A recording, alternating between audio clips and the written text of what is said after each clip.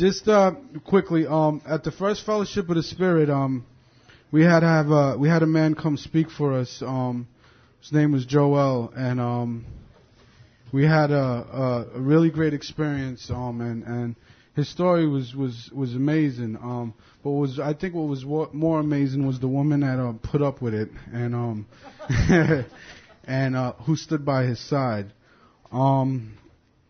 Tonight, before we introduce our speaker, we're going to have Angie come up and read the preamble to Al-Anon.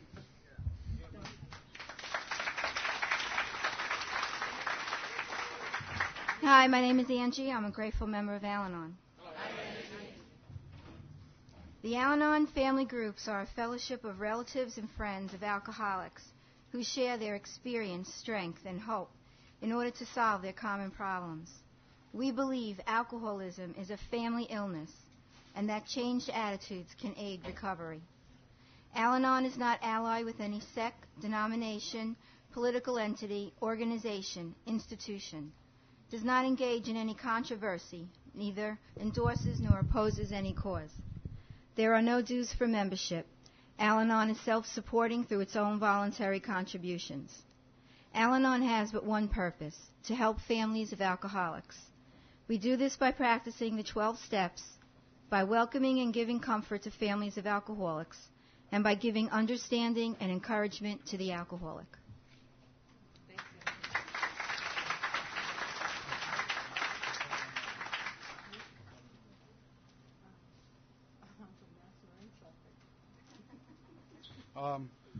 Again, my name is Rick and I'm an alcoholic. Me and Bart usually get into this tiff about who we have speak when it comes to somebody when giving a talk. But this year, we actually, when he brought up Joan's name, I right away I said yeah. And you ask yourself, well, why would you bring an Al-Anon speaker to an AA meeting? If you're chasing your sponsee around, or you kind of get upset when somebody you're taking through this process drinks, you might want to look at your Al-Anon issues. Something that and only that, I for me personally, I need to know how my actions affect the people that were close to me, and I think someone from Al-Anon probably can give it better.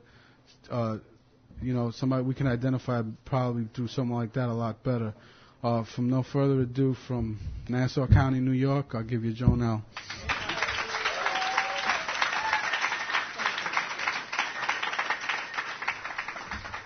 Hi, good morning, everybody.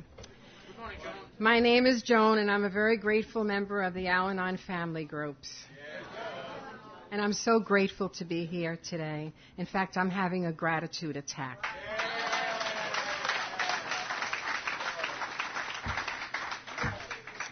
This is a very special commitment for me. And when Bart called me and asked me, I said, oh, God, I don't know if I can do this. But I prayed and I meditated, because we're taught to do those things, too, in Al-Anon. And I got my answer. And God is with me today, and I know He is. And God loves me just as He loves all of you. And I'm grateful to my sponsee, Angie, who drove me down from Tarrytown today. You see, Al-Anon is having a convention this weekend up at the Westchester Marriott. And we've been there since Thursday, and it ends tomorrow. But I took time out of my day, and so did Angie, to come down and carry the message of Al-Anon to all of you, because I think it's very important.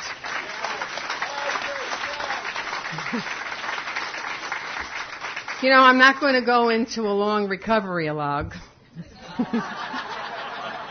But I am going to share with you how it was, what we went through, what I went through, and how it is today. And my childhood was, not maybe a little more unique and nicer than some of yours. But I didn't really grow up with the disease of alcoholism. My dad drank a lot, but he died when I was 13. Can I call him an alcoholic? No, but I used to see a lot of things, and I used to hide and run away from him. But, when I was a young girl, about 14 and 15, I had these wonderful dreams that some handsome Prince Charming was going to come along and sweep me off my feet and carry me off to the wild blue yonder and bring me to a special palace to live. Now, if you have little girls at home or even little boys, they may be having these dreams too. So, don't quirk at them. Things like that do still happen. We live in a fantasy world sometimes, and I know I did. And I waited for that Prince Charming to come. And at the age of 19, after dating other dudes, this Prince Charming knocked on my door one night. And let me describe this picture.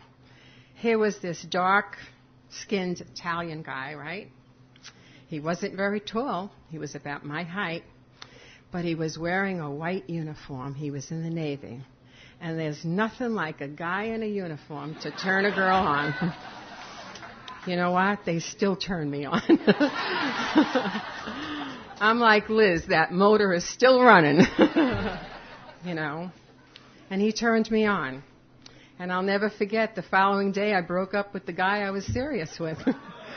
Because I said, this is the guy for me. But through the years of working this wonderful Al-Anon program, and Hector, I heard Hector say it before, we become volunteers. Nobody takes hostages. I was a volunteer.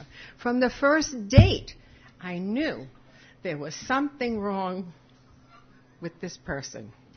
Because when I had one drink or two drinks when we went out, it was legal to drink in those days at 19. He was 20. And he just kept on going. And then when he dropped me off at 11, because my mom would want me home at 11, his family would call another day, the day later or another day, or his friend from the ship would call and say, where is Joe? Well, I didn't know where Joe was, but I didn't want to know where Joe was because I just wanted Joe. You see, so that relationship started from the beginning, and it's like laying down on the floor and letting somebody step all over you, and you say, do it again. You become a doormat, But this is who I was. I was a caretaker, and, I was studying nursing, and they say nurses are caretakers. Well, I was a caretaker from a very early age.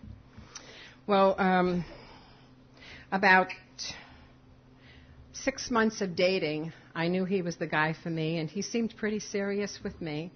And he was just out of the Navy. And I was going to be in a girlfriend's wedding party up in the Bronx. I'm from the Bronx originally. If there's anybody here, it's a great place to live and grow up. Da Bronx, I say. And I was in a girlfriend's wedding party, a big Italian football wedding, they used to call them in those days. They used to put the pitchers of beer on the table and the alcohol. Everything was on the table, so everybody had a good time. But I was sitting up at the dais with the wedding party, And my Joe, I was dating then, and I was trying to show off. It was his first time out of his uniform because he got discharged in January, and this was February. And he was down there in a nice suit, and he really looked sharp. Good-looking dude, and I'm waving to him and watching him belting down all those stuff, all that stuff. And it comes time for the bride to throw the bouquet that night, and I went out and I caught the bouquet. I was so lucky, and I said, wow, maybe tonight's going to be the night. He's going to ask me to marry him. And they put me out on the middle of this dance floor, and they start playing this Gypsy Rose Lee music, and the guy who caught the garter wasn't Joe, even though he went out to catch it, but he didn't catch it, and some other good-looking guy caught the garter. And they start playing this Gypsy Rose Lee music, and this guy is putting this garter up on my leg, and everybody's yelling, higher, higher, and I'm just sitting there loving this every moment. I mean, I'm 19, I'm real cutesy, with the long hair and the little strapless gown, and feeling real good about myself. And out of the corner of my eye, where everybody's yelling higher, higher, I see this cute little guy come running across the room, pick up the guy who's on his knees putting the garter on my leg, and slug him. And he goes down on the floor, and the photographer snaps a picture, and I'm dying. And I get up off the floor, and I run to the back of the room, and I say, I'm never going to speak to him again. I never want to see him again. And I actually went home. I left the wedding and went home. I was totally embarrassed. And when I got home that night, my mom said to me, and this is a lady without Al-Anon. She says to me, Joe called 5 times. I says, well, if he calls a 6th time, I never want to speak to him again. And she says, Joan, you handle your own problems. So, in those days, when the phone rang, it was on the kitchen wall. I mean, I'm talking a long time ago, like 48, 49 years ago. The phone is hanging on the kitchen wall, and you don't have that long extension cord for privacy, so everybody has to listen to that conversation. And the phone rings, and Mom says it's for you, so answer it. It's like 1 o'clock in the morning. And I hear on the other end, Joan, I'm so sorry that happened, and I had a couple of beers too many tonight. Will you marry me? And you know what I said, didn't you? Of course. Because in my mind, I said, wow, if I marry him and he moves to the Bronx with me, instead of where he lived in Little Italy, I'm going to change this guy, let me tell you. Right? I'm going to change him. Well, little did I know, I had no education about alcoholism. I had education about love in those days. And what is love? Love is what I've learned in these rooms. God is love. Love is what's in all of you. Love is what is in me. Love is what's in these 12-step programs. But thank you, God, for this love. So we went on a merry little road, and I always called it the merry road of alcoholism. And, 5 months later, we were married. And after 3 months of being married, well, I have to tell you about the wedding night, which was very romantic, too. Because after we came back from the reception, we changed. We got out of our tux and gowns, and we were going to the Poconos. You know what? I've never gone to the Poconos. I have never made it there yet. And we were going to the Poconos, but on the way to the Poconos, we were going over the George Washington Bridge. Before we got there, he says, I have to make one stop. I said, great. I said, oh, he's going into a liquor store. He's going to come out with a bottle of champagne and maybe 2 champagne glasses and a white rose or something. But Joe came out with a little brown bag. And he got in the car, and he had a bottle of bourbon in it, and he says, you want a swig? And I says, I don't drink that stuff. I was a real lady. I was a pain in the neck. You know that I was. But anyway, we went to a motel that night and stayed over, and God, we were home the next day. And that road it went fast. I'm grateful that road of alcoholism went fast. We were married 3 months, and I says to him, one night when he finally made it home, Joe, I says, maybe we should have a baby. Maybe we're missing a baby. 3 months married. Could you believe that? And I'm asking him, maybe we should have a baby to fill this need, to fill this gap. Something was missing, and I didn't know what it was. And he says to me, I don't really think we can afford one. We were young. And I says, well, let's just try, And today, we have 7 children, so I guess we tried a lot. But this program works. Keep coming back. I'm grateful all of those things happen. I can only share my experience, hope, and strength. I can't share anybody else's. I can't tell your story or Angie's story, but I can just share what happened to me. We had that baby girl, a year to the day of our first anniversary, and I'm so grateful that we had that child. But, and Joe stayed home for the week that he brought me home from the hospital. He picked me up and brought me home for 2 weeks, and he took care of Debbie and the baby. But I've often heard him say, and I know he wouldn't mind me, saying what he said is, after 2 weeks, he got thirsty. He got thirsty. And you know what? I had a baby in my life to fulfill that need that I needed. I needed to caretake somebody. And I couldn't caretake the alcoholic, but I didn't even know the word alcoholic. I couldn't caretake the love of my life, and I knew that he was. I loved him, but I didn't like him. Love and like go on the same hand. I loved him very much, but I didn't always like him. And so we went on this merry road. And, the ups and downs, the broken promises, and I can only share my story. And it was a terrible thing. It was degrading. It was, it made me move. And, they talk about in the big book, they talk about the alcoholism taking you through so many different times in your life that, you do things that you don't want to do. I became disconnected with God. I lost the God of my understanding through the rooms of alcoholism because I used to say to God, I used to bargain with him, God, if you make Joe stop drinking, I'll go to church every Sunday. And then when he didn't answer, like after 30 days, I had no patience. When he didn't answer after 30 days, I says, I'll start on the saints. So the first saint I started on was St. Patrick. I figured Joe's mom was Irish. So I'll pray to St. Patrick. St. Patrick, I used to light candles every day at this church in Immaculate Conception down in the Bronx. And I lit the candles, and St. Patrick, if you get Joe to stop drinking, I'll go make novenas. I'll go to church every Sunday. And after 30 days, when St. Patrick didn't answer, I said, I probably picked the wrong saint. St. Patrick is Irish. He's probably a drunk, too. So I says, let me start praying to St. Anthony because his dad was Italian. St. Anthony, if you get Joe to stop drinking, I'll name all my children after you. Well, be careful what you pray for. Because God gave us 7 children, 2 boys and 5 girls. So my sons all have the name Anthony as their middle name, and all the girls had the name Anne because I had to shorten it a little bit. And I hope you understand, St. Anthony. I'm grateful for those things because it brought me to a place where I knew I lost the God of my understanding. I knew I was working it the wrong way. I knew I was going to the saints. I wasn't even going to the head honcho.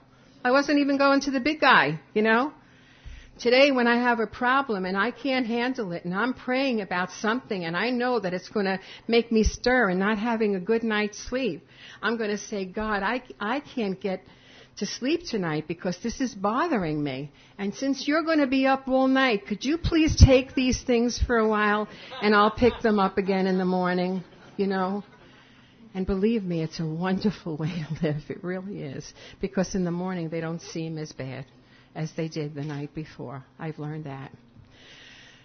So this disease, ran rampant. And one day, after many promises and hopes and dreams, my Joe came home from work one day after being out for like 3 days straight. He used to disappear, He'd take the dog out for a walk and wouldn't come home for 2 or 3 days. The problem is, the dog was a big Irish setter. I didn't know where they went. But the dog liked his beer, too. And one day he came home and he says to me, as standing in the doorway, and I look at that, and we've often talked about it. It was an excuse. He stood in the doorway because he was waiting for my mouth. That sarcasm that we have, the spouses of the alcoholic, whether it be man or woman or mother or father, we don't know what we say because we're so angry and we don't know what to do with our anger. And he stood in the doorway, rolling around, and he says to me, it's New York that gets me drunk. I says, well, what do you want to do? I would have followed him anywhere. He says to me, I want to move. And we're going to move. I says, where would you like to go to? He says, Milwaukee, Wisconsin. Well, you all know that's the beer capital of the world. But I didn't. I'm a very naive person. I did not know that was the beer capital. But he had it all lined up, so you know what? A week later, we packed up everything and we were gone. We were out of there and we left for Milwaukee, Wisconsin. And it was there that, you talk about the alcoholic hitting their bottom. Well, I know Joe was close to his, but I didn't know about bottoms then, but I certainly hit mine because it was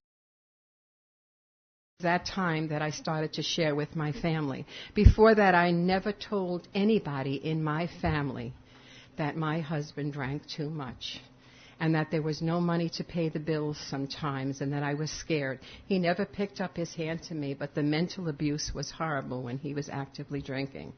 The physical abuse was what I was doing to myself. I think it was mentioned here. This is a spiritual, physical, and mental disease. I beat myself down physically. At 22 and 23, I had a stillborn child, and then I went directly from the hospital after giving birth to a stillborn son into the hospital to having gallstones. Who at 22 years old has those things happen to them? But this is what I did to myself, what my disease did to me. I can't blame it on my alcoholic, but my disease. I got myself into those fixes, and I didn't know how to get out of them.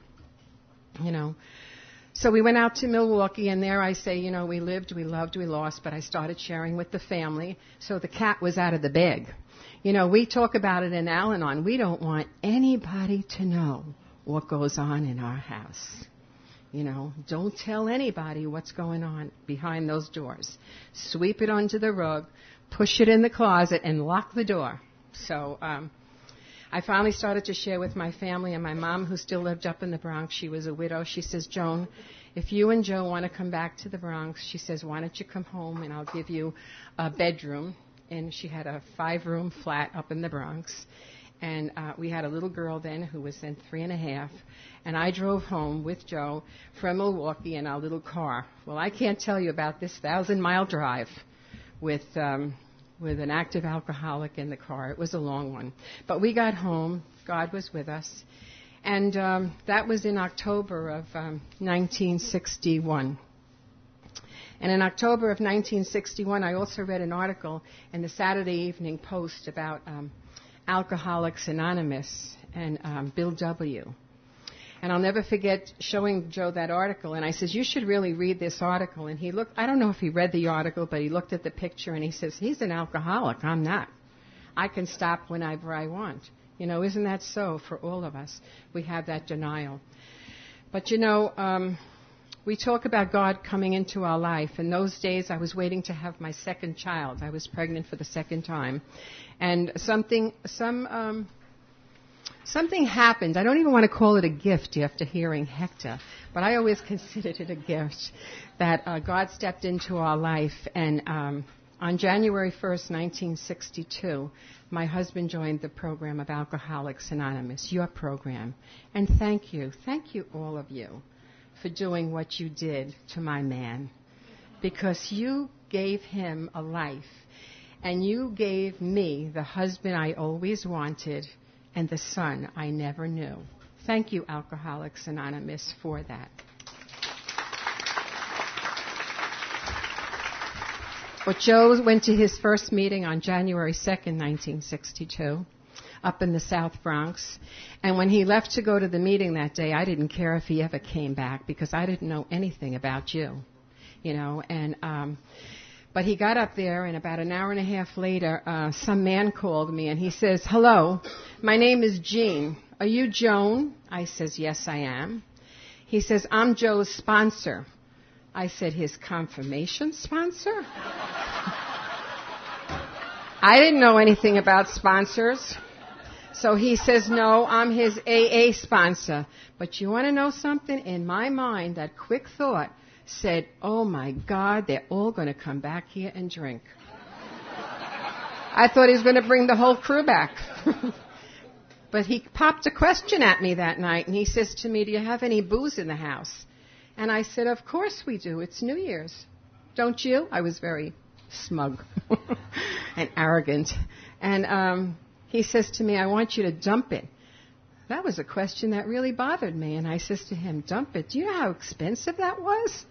He says, just get rid of it before I bring him home. And boy, he sounded like a tough guy. So I did as I was told. That was the first time in my life I followed some good orderly direction, and it was from an alcoholic.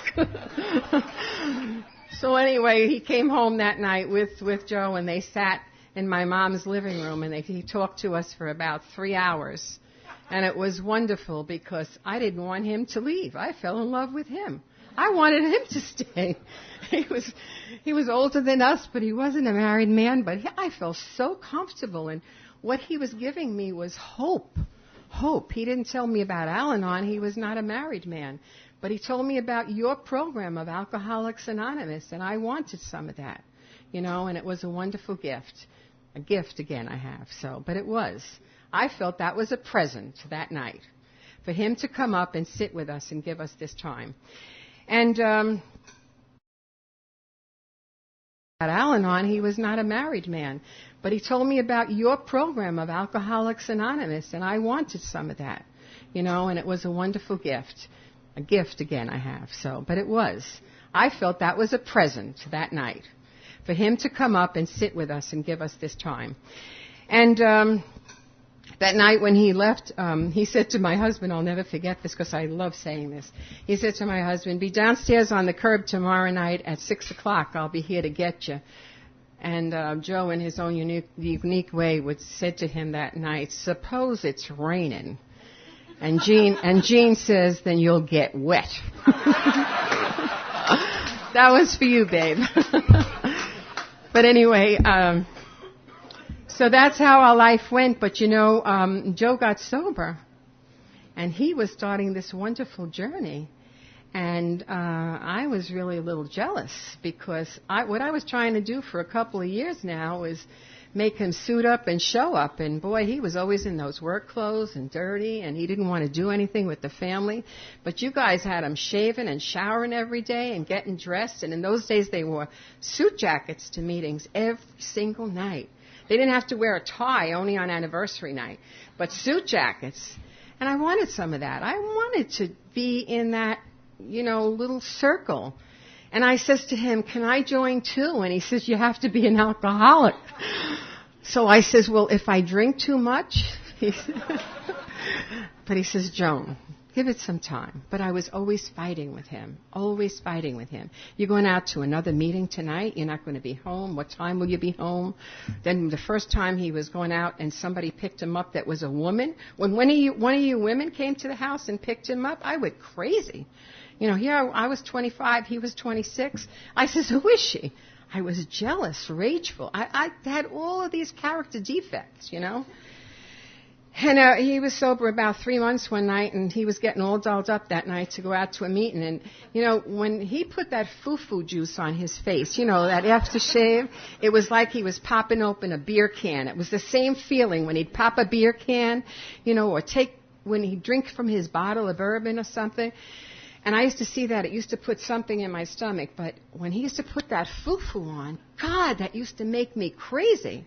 And I says to him, you're telling me you're going to meetings every night, but I don't believe you. I don't know who you're going with, and I don't know where you're going to be. And he says to me, Joan, tonight's an open meeting. Would you like to come with me? And my exact words were, why? So I could hear them tell me what a good guy you are. I was so upset that night that I even said those words. But he went to his meeting. I didn't go. I stayed home with the 2 kids.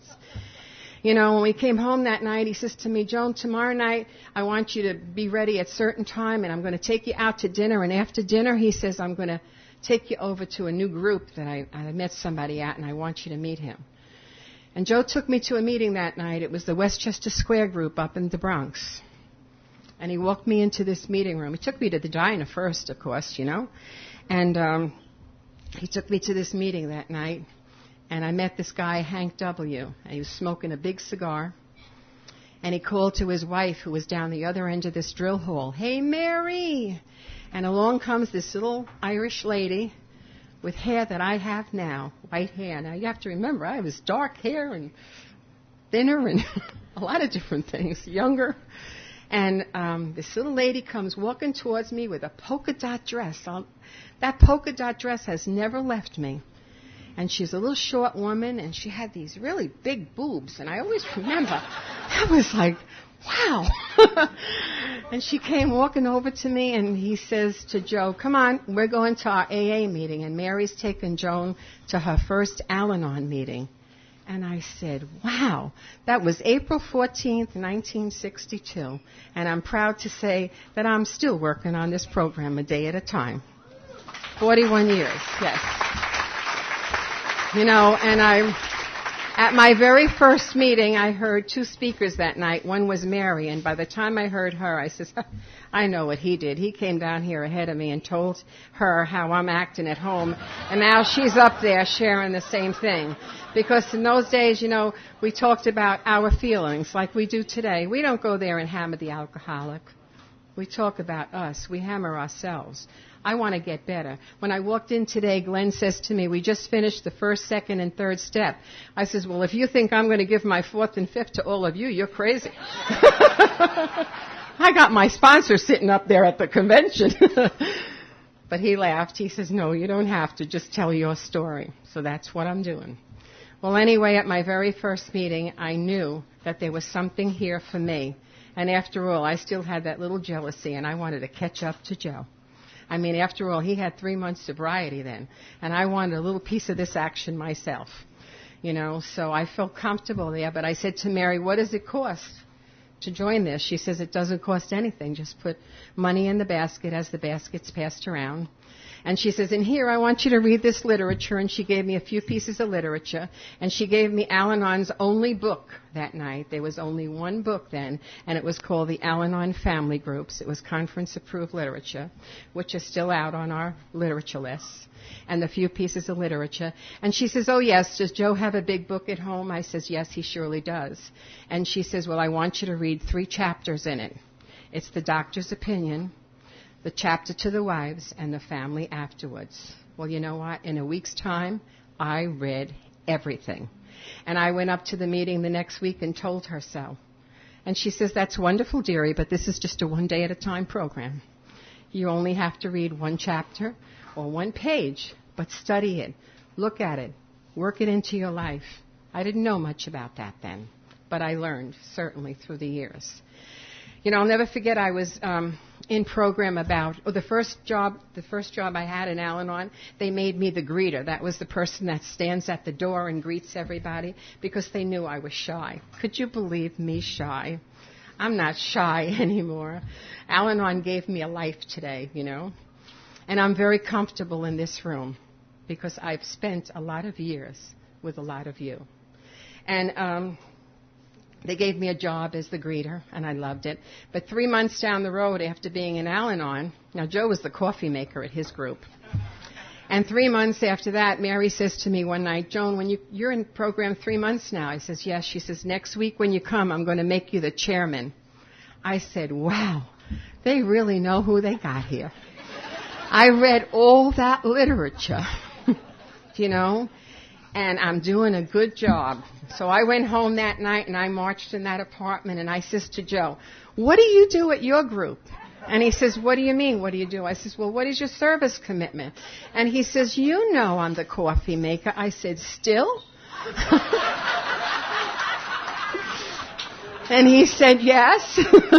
I says, well, they made me the chairman.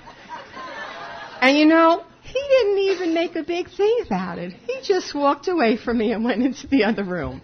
And I was so upset. But here I was, 25 years old, and that following week I was going to be the chairman. And I spent a whole week looking for a polka dot dress because I also wanted to be like Mary. And I remember shopping in Robert Hall clothes. I don't know if anybody ever remembers this, Robert Hall clothes, looking for this polka dot dress, you know, and I found a polka dot skirt and I bought it. I wanted to be like her. And I went up there that next week, and boy, I got there an hour early, but so was Mary there an hour early. And I says, Mary, I came early because I know you're going to tell me how to read and how to introduce everybody and who were the speakers tonight. We only had speaker meetings then. And she says, what are you talking about, dearie? I says, well, you told me you're going to make me the chairman this week. She says, that's right, dearie. You see those chairs over there? Set them up in rows of 6 across. Well, you know, that ego that I walked in that apartment with the week before just went zoop.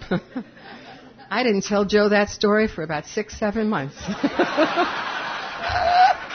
Maybe longer.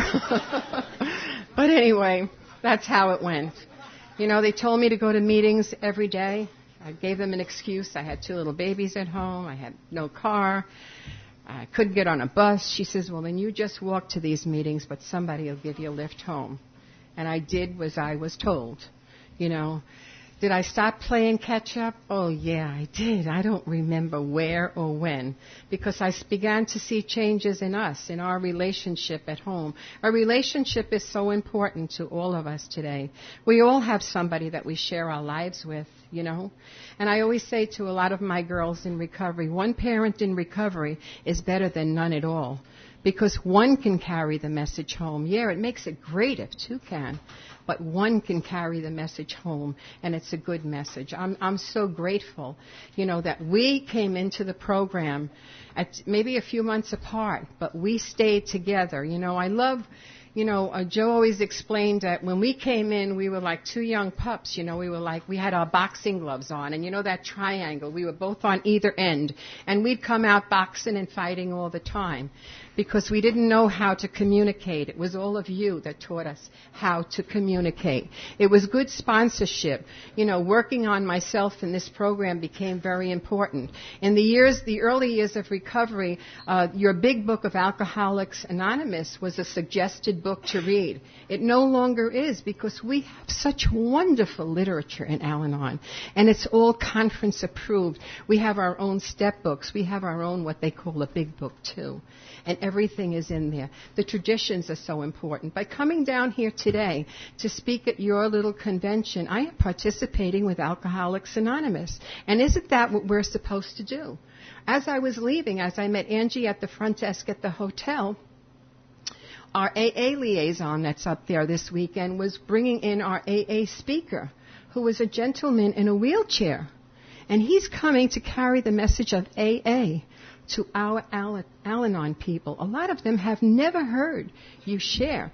A lot of them have gone through the dredges of the disease, but they don't see recovery.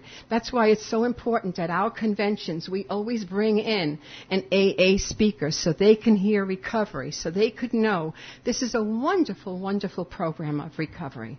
And if two work together, well, that's a wonderful thing to happen. But if only one works, you can get through it too.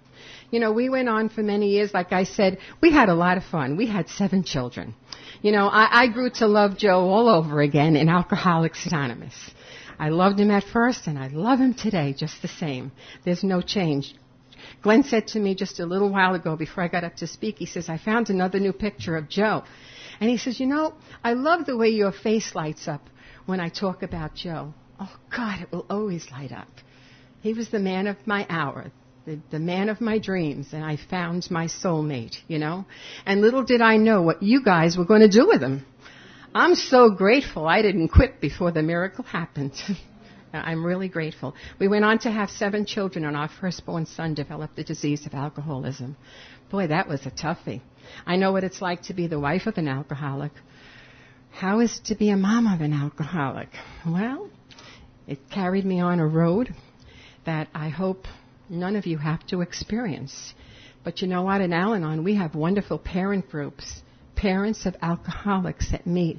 And I can sit down and I can listen to what they went through, and I can identify my feelings. And if I can pick something up from that meeting and take it home and use it, then maybe that will be wonderful. We had to give our son Joseph tough love. That's not a very easy thing to do.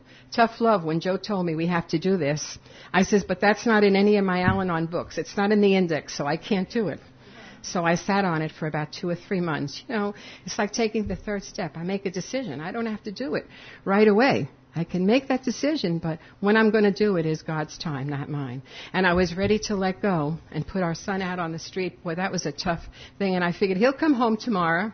Well, he'll come home by the weekend because he knows there's meatballs and spaghetti on Sunday afternoon. But he lived out on the streets for 3 years. And he could have died. But he didn't, because he had a God in his life. And he, too, found the rooms of Alcoholics Anonymous. That's why I always say, thank you for giving me back my son. It was a wonderful thing for us to have. Because when my son got sober, it says when you get busy, you get better. And when you work a program, you get better, too. And when he got sober, he went back to school. And he was a big guy. He was an iron worker. A lot of you may have even remembered young Joe. And this big dude with long hair. And when Bart kissed me before, I loved touching his braid in the back of his hair because it reminded me of my son. And Joe went back to school and he became a registered nurse. I have 5 daughters. None of them became a nurse. Joseph became a nurse like his mom. Isn't that wonderful? And what a wonderful rapport, because we shared 9.5 years of recovery with my son. But God took him to the big meeting in the sky, And he didn't take him from the disease of alcoholism. He died sober, joyous, and free. He died from a disease called asthma. and he had a very bad allergic reaction and they couldn't bring him out of it. But, it was you people in AA and Al-Anon that got us through it. It's a terrible thing to lose a child. It really is. And I remember one of my neighbors saying to me, well, you have 6 others. Oh, God, what a terrible statement to make. Everyone is so special, So when we lost our son, you people carried us through. God carried us through, and that was just 3 years ago. And 3 months after my son passed away, another miracle happened because one of my daughters gave birth to a baby girl on my son's birthday.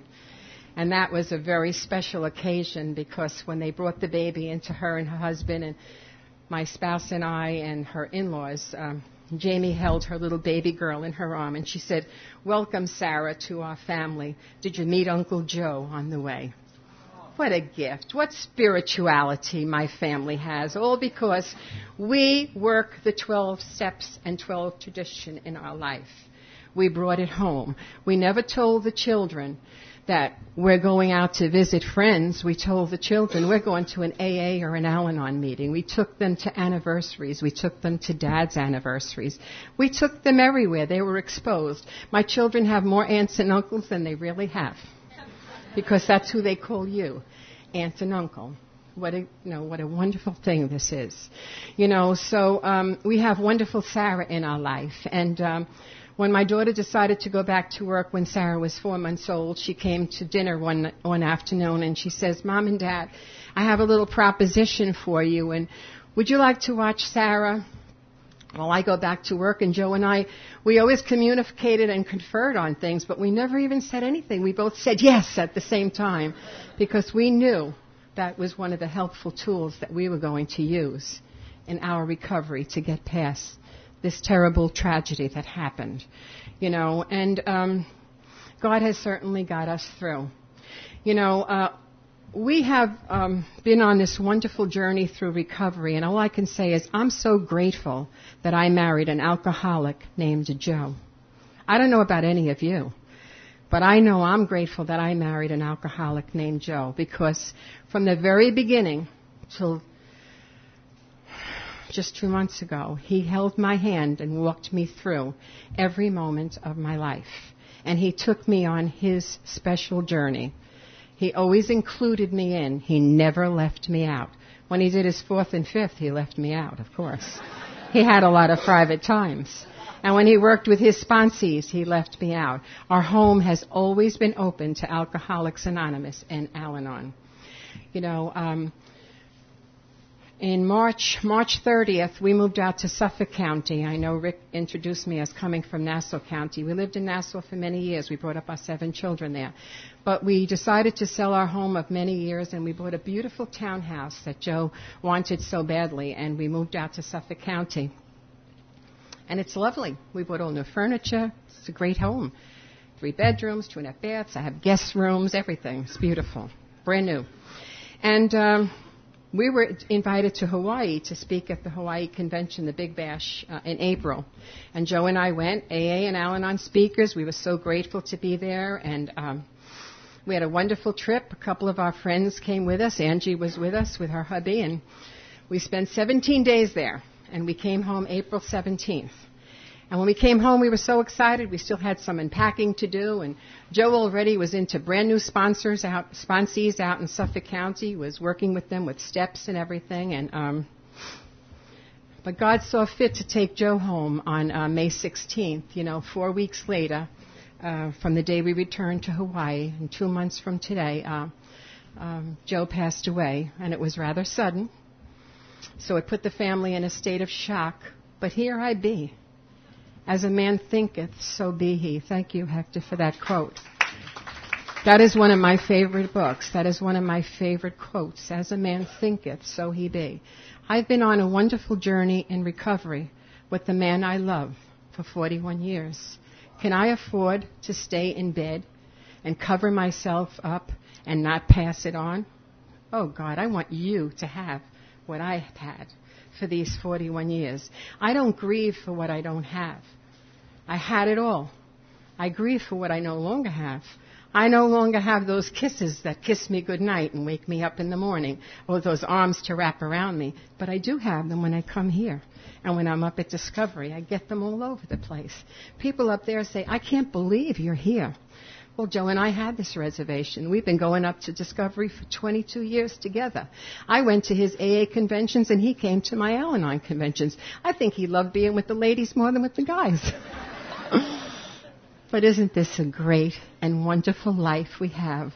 All because God loves us.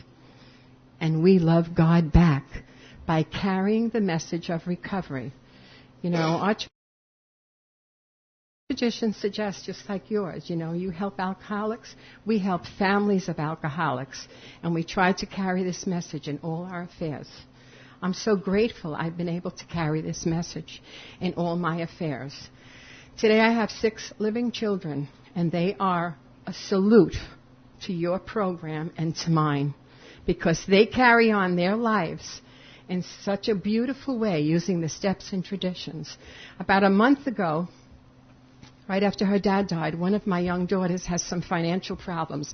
There's no alcohol or drugs, and she's married to a young man, and they're both learning disabled, and they have 2 young children, and they were losing their place to live.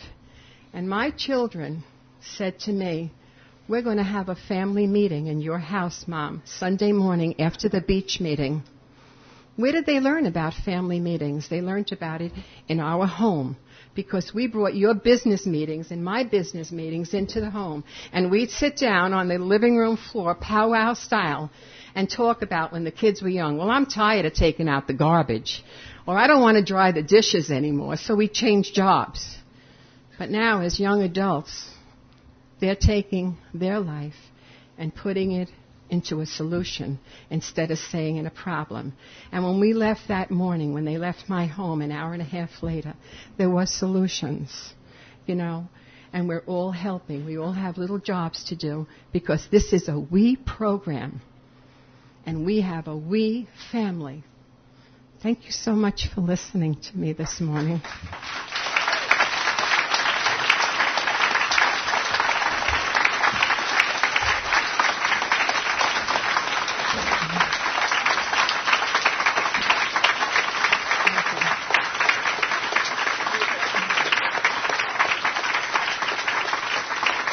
I just wanted to say one thing that I always close with.